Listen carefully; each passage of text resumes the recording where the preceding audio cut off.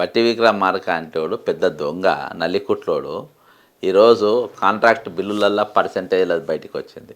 Retirement employees పైసల విషయంలో బయటకు వచ్చింది. ఈయన నువ్వు అంత బుద్ధిమంతునివి అయితే ఈరోజు 20,500 మంది రిటైర్డ్ అయినరని అసెంబ్లీలో నువ్వే చెప్పినావు.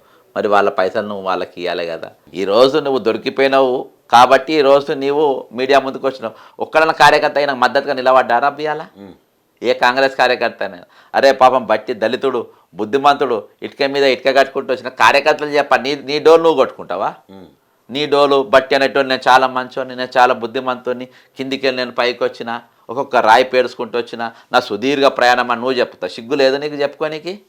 కనీసం నీ భార్యతోనైనా చెప్పియాలే. నీ కొడుకులతో మా నాయన అట్లా కాదు, మా నాయన చాలా మంచోడని నీ డోలు నువ్వు కొట్టుకుంటావు. నీ అన్నలు చెప్పాలి, నీ మరదలు చెప్పాలి, నీ మల్లు అనంతరాములు కొడుకులు చెప్పాలి. ఎవడు చెప్తాండ్రు నీది?